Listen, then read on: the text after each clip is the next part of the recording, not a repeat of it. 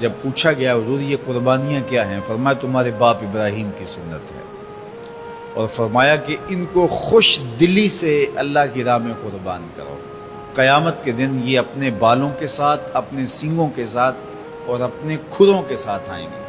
اور یہ بھی ارشاد فرمایا کہ کل پل صراط پر یہ سواریاں بن کے تمہیں پل صراط سے پار لگائیں گے۔ اور جب قربانی کے لیے کوئی شخص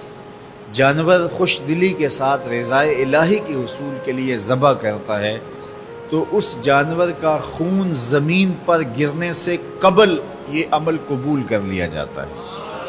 اور یہ بات بھی ذہن میں رکھیے گا کہ ایام نہر یہ 3 دن جو خون بہانے کے ہیں، 10، 11 اور 12 تاریخ، ان ایام میں آپ جو بھی عمل کریں، نماز پڑھیں اور دیگر صالح اعمال کریں، بہت قابل قبول ہیں اور اللہ ان کو قدر کی نگاہ سے دیکھتا ہے۔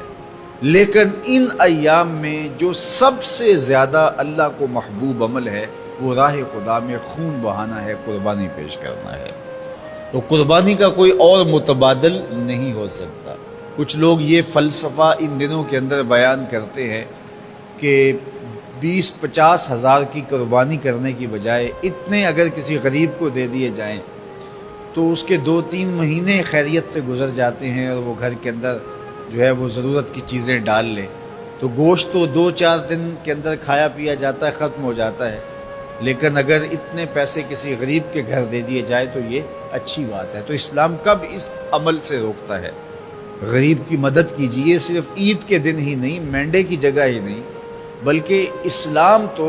راہ خدا میں جانور ذبح کر کے اسی جذبے کو بیدار کرنا چاہتا ہے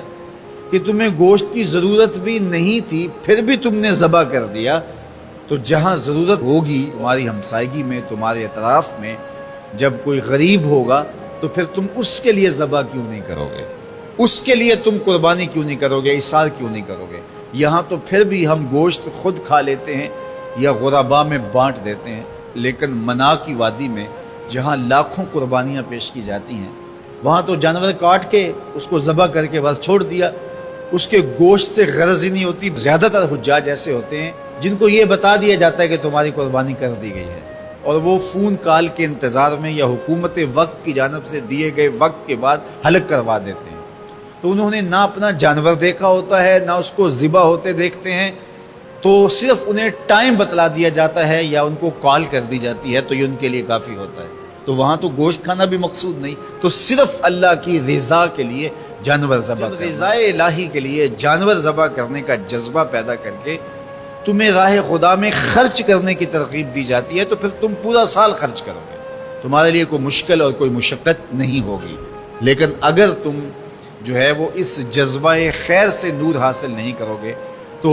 پھر تمہیں یہ دولت نصیب نہیں ہوگی۔ تو سب سے افضل عمل ان 3 ایام کے اندر جو بتایا گیا وہ یہی ہے کہ راہ خدا کے اندر خون بہانا ہے۔ اللہ کے محبوب علیہ الصلوۃ والسلام کی خدمت میں جو ہے وہ مینڈے لائے گئے جو چتکبرے تھے، اور حضور علیہ الصلوۃ والسلام نے اپنے مبارک ہاتھ سے ان کو ذبح کیا۔ تو عید قرباں یہ ایثار کی عید ہے، یہ قربانی کی عید ہے، اور اسلام ہمیں قربانی سکھاتا ہے۔ اسلام لمحہ لمحہ قربانی ہے، ایک ایک ساعت اسلام قربانی کا نام ہے، اور ہمیں درس زندگی